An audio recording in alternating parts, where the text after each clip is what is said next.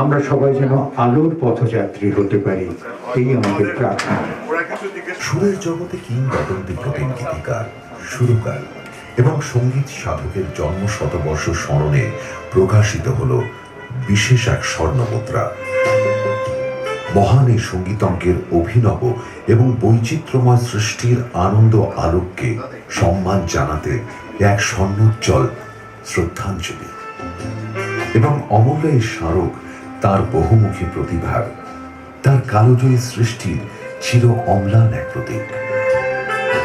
সলিল চৌধুরী এমন এক নাম যার ঔজ্জ্বল্য শুধু শোনা দিয়েই মাপা যায়। আসুন, বিরল এই সঙ্গীত স্রষ্টাকে যারা কাছ থেকে দেখেছেন, জেনেছেন এবং তার সঙ্গে কাজ করার সৌভাগ্য লাভ করেছেন, তাদের কাছ থেকেই শুনে নিই সলিল চৌধুরী সম্পর্কে দু চার কথা। এবং তার তারকা অনুরাগীরাও কিংবদন্তি প্রতিম এই সঙ্গীতজ্ঞের জীবনের অনেক অজানা দিক সম্পর্কে কি বলেন, জেনে নেওয়া যাক। যাদের পরিচয় নিয়ে আমরা বাঙালি বলতে গর্ববোধ হয়, তাদের মধ্যে একজন মহান শিল্পী সলিল চৌধুরী। তিনি একাধারে গায়ক, লেখক অ্যান্ড অফকোর্স কম্পোজার। সব ধারার মধ্যে একটি ধারাকে কিন্তু একদম এক নম্বরে রাখতেন, সেটা অবশ্যই কোয়ার সঙ্গীত, এটা মানতেই হবে। এই যে গণসঙ্গীত বা কোয়ার সঙ্গীত, এইগুলোর প্রতি ওনার ভালোবাসাটা একটা অন্য জায়গায় ছিল, কারণ ওনার সঙ্গীত জীবনের শুরু হয়েছিল গণনাট্যের মধ্যে থেকে, ওই সমস্ত গানের মধ্যে থেকে, এবং জীবনের শেষ দিন পর্যন্ত এই যে পরীক্ষা নিরীক্ষাগুলো উনি চালিয়ে গেছেন, সেগুলো আমাদের এখনো দিয়ে যাচ্ছে, কিছু দিয়ে যাচ্ছে, সবসময় সেগুলো থেকে কিছু না কিছু পাচ্ছি। রাশিয়া থেকে এলাম তো বোম্বেতেই নেমেছিলাম। বোম্বেতে 3 দিন আমি সলিলের বাড়িতে ছিলাম। তো আমাকে বলল, তুই তো ঘুরলি, ওখানে ওদের স্লাভাক মিউজিক, স্লাভাক সং শুনেছিস? হ্যাঁ শুনেছি, তুলেছি আমি। একটু শোনা তো।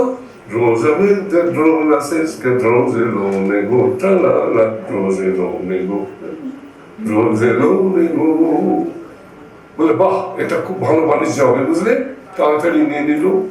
তারপরে সেটা হলো দিল তড়প তড়প। दिल तड़प तड़प के कह रहा है आ भी जा, तू हमसे आँख ना चुरा, तुझे कसम है आ भी जा। গান গেয়ে খুব মজা পেয়েছি, আর দাদা খুব যে গান শেখাতেন সেটা আমার কখনোই মনে হয়নি। অনেকে আছেন, অনেক সঙ্গীত পরিচালক, তারা বলেন যে আমি যেটা গেয়েছি ওইটাই গাইতে হবে, কিন্তু ওই যে আগেই বলে গেলেন তো, যেরকম ভালো লাগছে গানা 2-3 বার হয়তো গাইলাম, তো এইটা করে, এটা ভালো লাগছে, এইবার স্বপ্নের বন্ধন খুললাম আর নেই দূর দূর বক্ষে স্পন্দন। মানে গানটা শিখতে হতো না, সলিলদার গাওয়াটা যদি নকল করে ফেলতে পারতাম তাহলে ঠিক হয়ে যাবে। এই ধরনের সঙ্গীত পরিচালক, এই ধরনের মানুষ আমরা ছোটবেলা থেকে পেয়ে পেয়ে এত প্রশ্রয় পেয়েছি ওদের কাছ থেকে, এখন খুব অভাব বোধ করি। আমাদের কিছু কাজের হিন্ট ওনারা রেখে গেছেন ওনাদের কাছে। বিভিন্ন ছন্দ কিভাবে হারমোনিক বা স্ট্রাকচার করেছেন ওনারা, কিভাবে আজকে প্রিলিউড ইন্টারলিউড আমি এখনই আলোচনা করছিলাম, এমন এক একটা গান যেটার সঙ্গে একটা কানেক্টিভিটি প্রিলিউড ইন্টারলিউডের। এবং যেহেতু উনি নিজে করতেন, আজকালকার মতো অ্যারেঞ্জাররা করে দিচ্ছেন তো না, উনি নিজে, আমি শুনেছি, নিজে স্পোর্ট লিখতেন, নিজে সুর করতেন, সম্পূর্ণটা উনি নিজে করে দিতেন।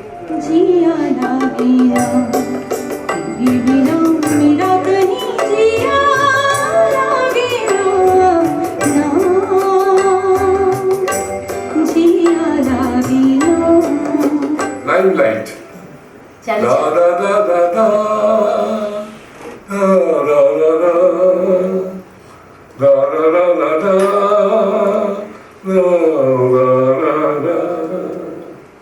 আমি এটা আমাকে যখন গানটা দিল, পল্লবী দিগো সংসারিণী, তো বিখ্যাত গান একদম।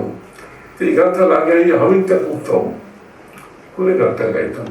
পল্লবী দিগো সংসারিণী বর্ণনা দিতে আর পারিনি, যত দূর চাইছি আকাশে আবাসে তোমারই দুটি নয়নের চাহনি, পল্লবিনী সংসারিণী বর্ণনা দিতে আর পারিনি। আমি সব জায়গায় বলি, সলিল চৌধুরী গানকে 3টে ফেজে ভাগ করতে হবে। একটা হচ্ছে প্রি মার্কসিস্ট পিরিয়ড, তারপর মার্কসিস্ট হওয়ার পরে তার যে গণসঙ্গীতের জীবন, পরবর্তীকালে যে বাণিজ্যিক জীবন। একটা জিনিস বুঝতে পারলাম যে সলিল চৌধুরীর কম্পোজিশনের সঙ্গে বাকি কারো কম্পোজিশন মেলে না, উনি সম্পূর্ণ একটা অন্য জগৎ। এবার সেই জগৎটা কিরকম, তার কম্পোজিশনের ধাঁচ কিরকম, তার গান, লতা মঙ্গেশকর যখন মদন মোহনের সুরে গান করছেন তিনি একরকম গায়িকাতে গাইছেন, কিন্তু তিনি যখন সলিল চৌধুরীর কম্পোজিশন গাইছেন তখন তার অ্যাপ্রোচটা কিরকম ভাবে পাল্টে যাচ্ছে। এগুলো আরো ধীরে ধীরে ধীরে ধীরে ধীরে আরো বেশি ভাবে রিভিল হতে আরম্ভ করলো আমাদের কাছে, যখন গান আরো বেশি ফুটিয়ে শুনতে আরম্ভ করলো। ओ मैंने तेरे लिए सात रंग के सपने चुने,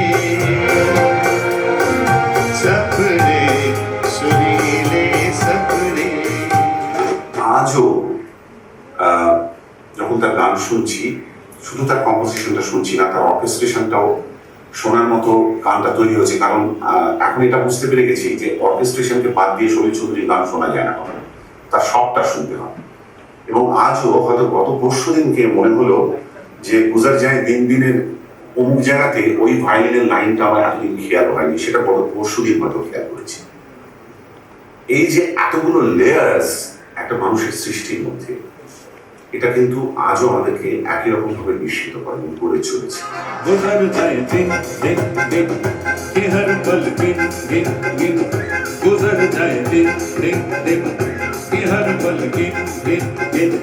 किसी की हाय यादों में, किसी की हाय बातों में, किसी से मुलाकातों में, कि ये सिलसिले जब से चले ख्वाब मेरे हो गए रंगीन। আমার মতো একজন ক্ষুদ্র শ্রোতার কাছে সলিল চৌধুরী সেই রকম একটা সূর্যগ্রহণ, যার ফলে আকাশে ডায়মন্ড রিং তৈরি হয়, যা একবার মাত্র আকাশে দেখা যায়। তারপর দেখতে হলে এত বছর বেঁচে থাকতে পারি মানুষের আয় তত বেশি নয়। এমন একটা দিন যায় না যে দিনে তার গান আমাদের ছুঁয়ে যায় না, কারণ তার গান কেবলমাত্র গান বললে ভুল বলা হবে।